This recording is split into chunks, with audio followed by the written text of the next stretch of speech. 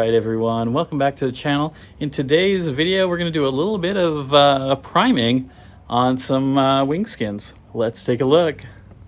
Alright, here we go with the primer. You can tell we are doing some leading edge skins, and let's do this real quick, huh?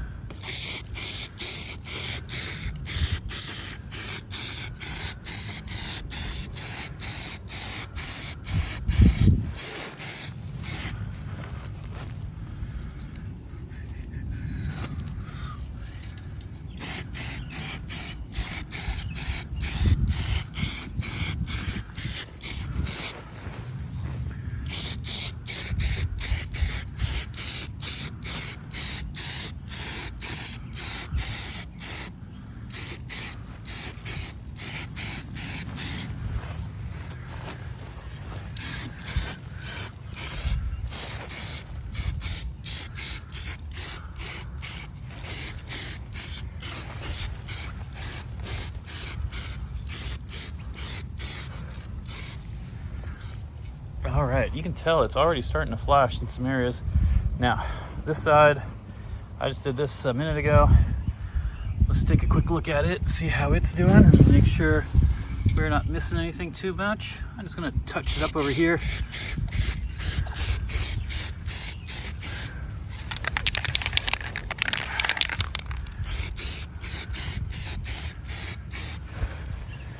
Sometimes I do give it a little bit more of a second coat. Really depends on how the paint laid down the first time.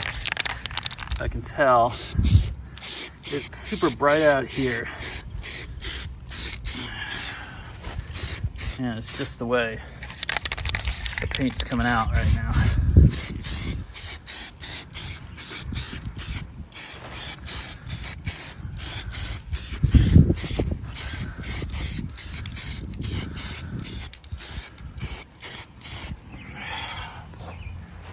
All right, so now you can tell we're already back on this side. See how quickly it's already curing, right? You can only see a couple streaks where it's still really wet at this point. So that's how fast this Transtar 6183 goes. And yeah, let's give it a good 5-6 minutes. We'll turn the pieces and we'll do the other sides here, right? All right, so while we're doing this, a couple of you guys have asked, what do I do to prep the surfaces, right, for paint? So I use Simple Green, and this is just the Aircraft Extreme. You can buy it off of Amazon. I'll have that in a spray bottle, and I'll just wash down the part, and I'll rinse the part off. I use the Scotch Brite while I'm doing the Simple Green to scuff, and it works super well. You can get this off Amazon as well, and it's 7447. The acetone, I bought that at Home Depot, and so what I'll do after I'm done cleaning and then drying the parts, I'll give it a wipe down for acetone. Usually that picks up some additional stuff, right? And so you'll look at the paper towel and you're like, man, like that's not totally clean yet. So I'll do a wipe with acetone on there. And then, of course, the good old Transtar 6183. This is the paint that I've been using, and you just saw me use it, and you'll see me use it again in just a second. All right, you can really see the scuff lines here in the sunlight, right?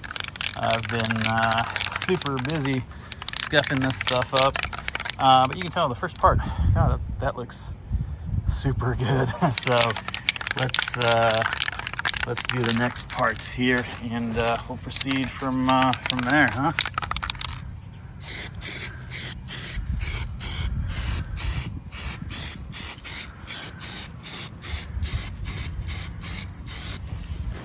And I'm just doing short, really bursts of this stuff, right? I'm just laying it down. I'm a couple inches off the part, and yeah, you can tell it works really well.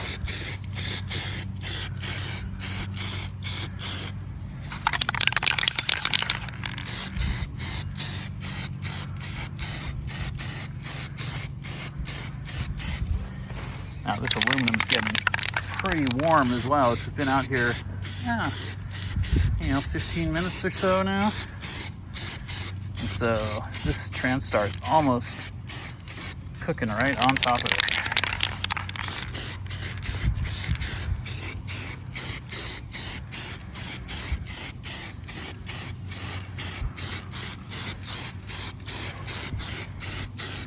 It's a beautiful day in Chicago, by the way. It's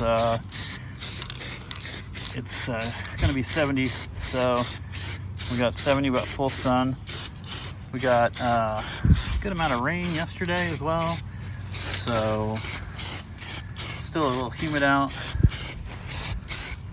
And you can tell I'm just going back, just giving it a light dusting, second coat. Look at that. It looks really good. So you can tell it's already flashing in some areas to get dry. And let's do this section now. Do the same thing, right? So easy.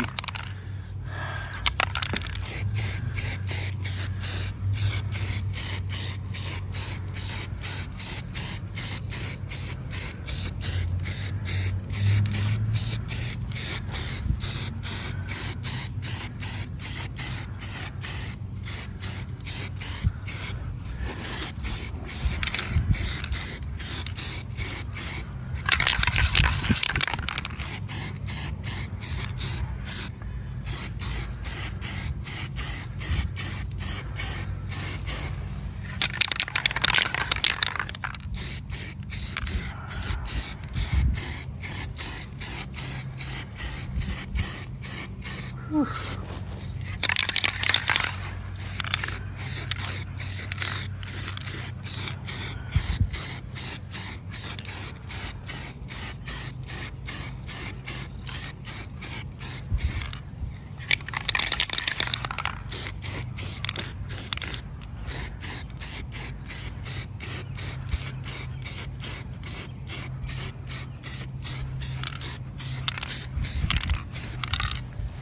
Okay, let's take a second peek here. You can tell it's already flashing.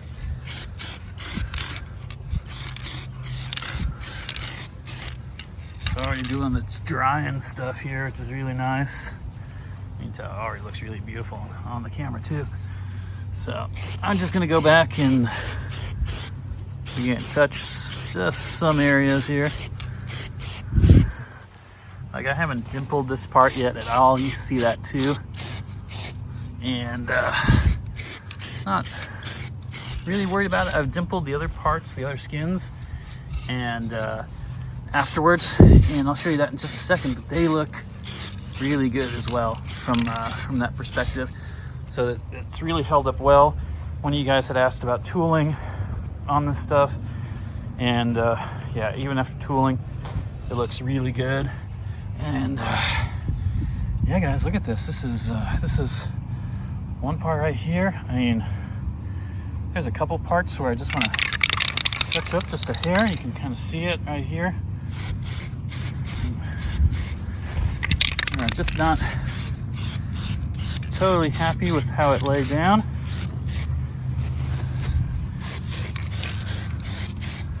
And I usually avoid doing verticals because it tends to streak, and so I would recommend if you have a bare aluminum, try to keep it flat when you're first doing the primer, and once it has something primer coat on it, it's much easier to do a vertical after that. You get much less risk of runs, but watch out for that first time.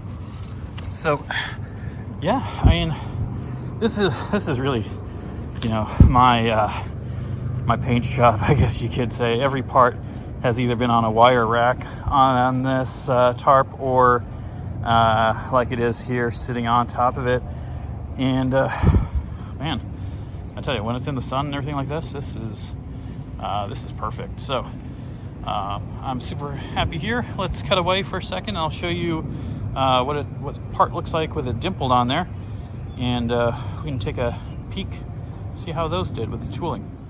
All right, so this is a wing skin, and as you can tell, I did the dimpling after I did the paint on here, and this is really, really good. I didn't see any real issues.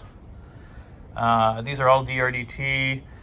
These edges I actually did with my squeezer, with my pneumatic squeezer. Again, same thing. You don't see any paint flaking off, anything like that.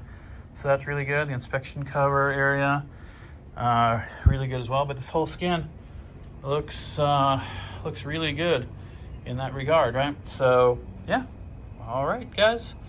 All right, everyone. Thanks for watching. As you can tell, the skins have made it back to the garage. There's also inspection plate assemblies and all that, inspection cover hatches and all ready to go. You can tell the wings skins are laying back there on top of the spars, and we got a lot of pieces that are just about ready to assemble.